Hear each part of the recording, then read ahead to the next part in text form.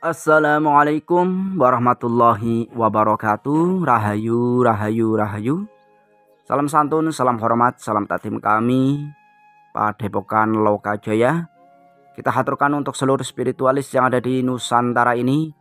Semoga senantiasa dalam lindungan Allah Subhanahu wa taala. Allahumma sholli ala sayyidina wa maulana Muhammad. Selalu kita istiqomah ya untuk bersolawat dengan harapan kita semua mendapatkan syafaat ya. Untuk para sahabat semuanya, kita ingin membahas artikel kecil yang dari saudara kita, narasumber kita, dan orang-orang yang juga diperjalankan. Kita akan membacakan kisah perjalanan daripada seorang hamba yang tentunya mendapatkan informasi dan perjalanan spiritual. Beliau itu mengatakan, lalu saya berjalan dalam melihat ada sebuah lubang seperti sumur, dan seperti ada yang membisikkan bahwa itu dulunya tempat bertapa. Terus saya berjalan tempat di sebuah goa yang sangat besar. Lalu saya masuk dan di samping kiri saya melihat sekumpulan orang setengah melingkar seperti para wali. Karena dari mereka ada sosok yang memakai pakaian Jawa yang diduga adalah Sunan Kalijaga, sedang berbincang dengan seorang wali berjubah merah tua, dan ada yang berbisik. Dua sosok itu adalah antara yang diduga adalah Sunan Kalijaga dan Syekh Siti Jenar. Dan di tengah riuh tersebut saya melihat seperti sebuah kitab tua yang tebal, kurang jelas detailnya.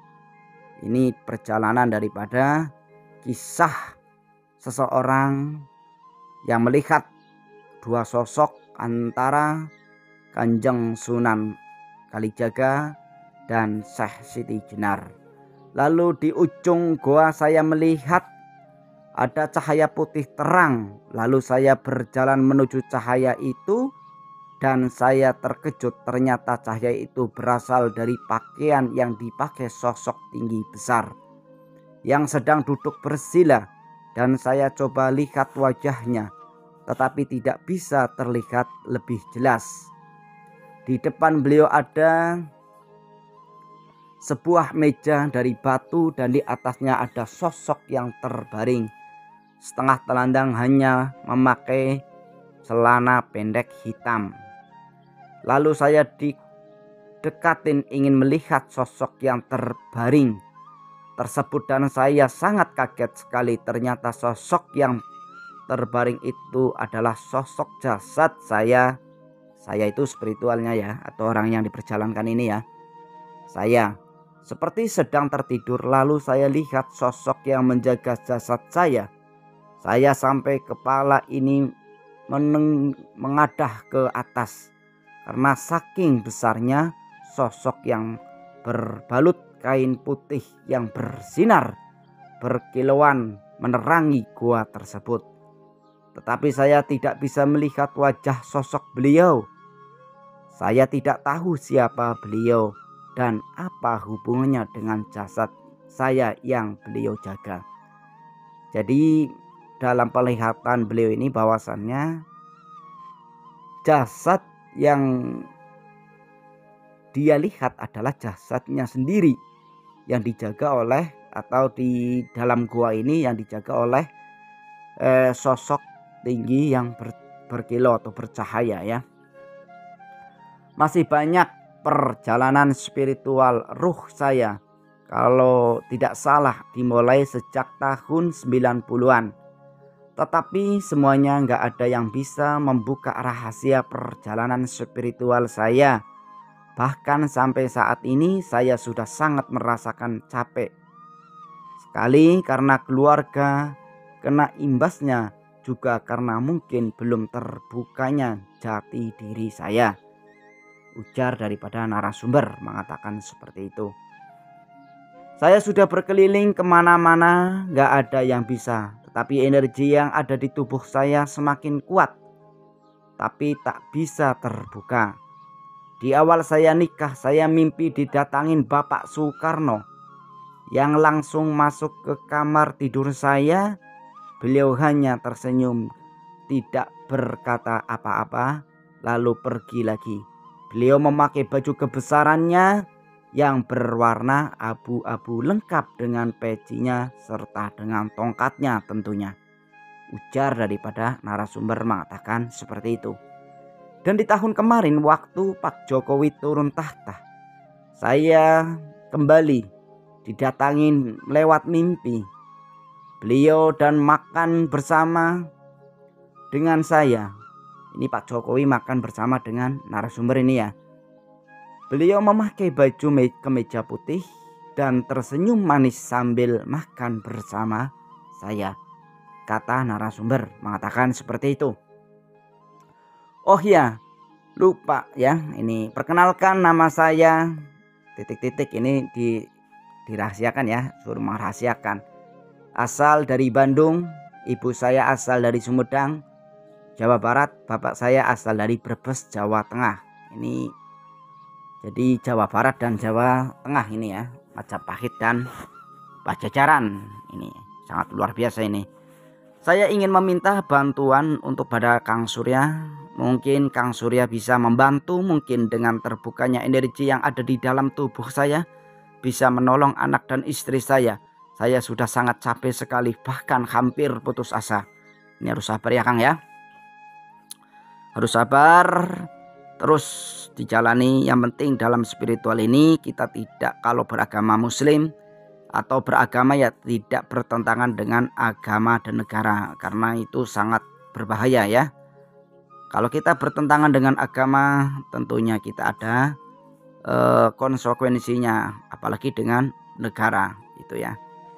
Yang penting berspiritual tidak bertentangan dengan baik agama maupun negara. Ya, pernah suatu malam ruh saya diangkat ke langit dan subhanallah, Kang, indahnya malam itu saya dikelilingi ribuan bintang yang bertaburan, indah sekali, kata daripada narasumber. Setelah itu ada yang berbisik, ini bukan tempat puncaknya. Nanti naik ke atas lagi pakai kendaraan yang mengantarkan saya ke atas. Tiba-tiba di depan saya ada suatu benda, bentuknya lonjong kayak telur dan terbuat seperti kristal yang transparan dan cahayanya. Lalu saya disuruh masuk di dalamnya. Saya pun masuk dan saya merasakan di belakang kiri dan kanan ada dua sosok pengawal saya, tetapi tidak terlihat. Lalu naiklah saya ke atas dalam sekejap. Hening, tidak ada apa-apa. Bahkan saya pun merasa tidak ada, seperti orang yang gak ingat apa-apa. Hening sekali. Lalu saya tersadar tetapi masih dalam keadaan terbaring dan mata terpejam. Saya kaget lalu bangun dan melihat jam waktu itu jam 1:10 malam hari. Ini mimpi ya, atau diperjalankan secara ruhnya mungkin ya. Mungkin teman-teman bisa mengartikan artikel ini, menafsirkannya. Monggo ya, tulis di kolom komentar. Setelah saya merasakan ada sesuatu yang masuk di dalam dada saya merasakan rasa yang sangat menikmati, bahagia, tentram, nyaman, damai. Serasa bahagia gak terbayangkan. Sayang hanya 5 menit yang saya rasakan itu, ujar daripada narasumber yang menulis di dalam WA daripada saya. Masih banyak Kang, dan udah puluhan tahun kejadian sampai saat ini saya masih belum tahu apa maknanya. Ya mungkin barangkali teman-teman bisa mengartikan, mau menafsirkan. Kalau sekedar menceritakan boleh saja Kang. Identitas saya jangan Kang ya, siap.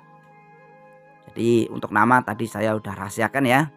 Sebenarnya saya lagi cari orang yang bisa membuka energi yang ada di dalam tubuh saya, karena saya yakin sekali itu bisa bermanfaat sekali buat pribadi saya, pribadi narasumber ini ya, juga buat keluarga saya. Amin ya robbal alamin. Dan saya tahu betul kemampuan energi itu, tapi sulit untuk membukanya. Tirakat puasa sudah sering saya lakukan, tetapi saja enggak terbuka, belum ya. belum terbuka ini mungkin masih harus sabar dulu ya. Tentunya harus sabar, istiqomah, dan hindari dengan keinginan yang begitu menggebu-gebu. Karena pada dasarnya semua orang itu mempunyai perjalanan spiritual masing-masing. Itulah kekuasaan kebesaran Allah Subhanahu wa taala. Ya, antara satu dengan yang lain itu berbeda. Itu pembuktian bahwasanya Allah itu maha besar, Allah itu maha segala-galanya, sehingga di dalam perjalanan kehidupan ini memang terkadang berbeda-beda dan banyak misteri di dalam kehidupan ini yang tidak bisa untuk diungkapkan. Hanya kita bisa membayangkan atau merasakan, tetapi kita sulit untuk berkata-kata. Itulah kehidupan di dalam dunia spiritual, kehidupan di dalam perjalanan ruh yang jauh berbeda dengan perjalanan jasad. Ketika perjalanan ruh kita ke alam yang sangat asing, tetapi walaupun hanya 5 menit, walaupun hanya 8 menit, tetapi kita masih bisa sangat detail menceritakannya, sangat ingat betul kejadian-kejadian yang diperjalankan. Oleh karena itu, untuk orang-orang yang diperjalankan, teruslah niatkan kebaikan kita untuk berjuang di jalan Allah Subhanahu wa taala tanpa harus ada embel-embel untuk dihargai, embel-embel untuk dihormati. Karena sesungguhnya sudah cukuplah penghormatan dari Allah Subhanahu wa taala, sudah cukuplah dipuji oleh Allah Subhanahu wa taala. Karena sesungguhnya perjalanan spiritual ini perjalanan yang tidak bisa dibikin-bikin, dibuat-buat, atau perjalanan yang tidak bisa untuk kita tolak. Apalagi dengan amanah-amanah di dalam dunia spiritual, sebagaimana yang diceritakan oleh Prabu Joyoboyo mengenai lahirnya Sang Kinasih Satrio Piningit, yang tentunya banyak misteri, banyak teka-teki, dan itu adalah sangat dirahasiakan oleh Allah Subhanahu wa taala. Ketika rahasia Allah tidak ada yang mampu untuk membobolnya. Tetapi ketika Allah sudah berkehendak, siapapun mampu mengetahuinya. Itulah kenapa yang disebut adalah Sang Kinasih Satrio Piningit, adalah sosok manusia utusan di akhir zaman. Jadi ketika Satrio Piningit ini sudah muncul, maka dunia ini tentunya tidak akan lama lagi menjelang hari kiamat, hari di mana itu pasti akan terjadi sebagaimana idza zulzilatil ardu zilzalaha wa akhrajatil ardu athqalaha il akhir, itu ya. Jadi itulah surat-surat al-qiyamah yang begitu mengerikannya. Maka dari itu, marilah kita para sahabat semuanya untuk saling bergandeng tangan, untuk saling damai satu dengan yang lain, damai sesama umat beragama, agar kita senantiasa selalu dalam lindungan Allah Subhanahu wa taala. Terima kasih ya untuk para sahabat semuanya. Itulah tadi kisah perjalanan seorang spiritual yang diperjalankan secara ruh. Monggo untuk para sahabat semuanya yang mampu mengartikan, mampu menerjemahkan makna-makna tersebut, tulis di kolom komentar dengan baik ya, sesuai dengan kapasitas panjenengan semua. Itu ya para sahabat semuanya, mohon untuk diluruskan, dimaafkan dari pribadi saya. Kurang lebihnya mohon untuk maaf yang sebesar-besarnya. Assalamualaikum warahmatullahi wabarakatuh. Rahayu, rahayu, rahayu.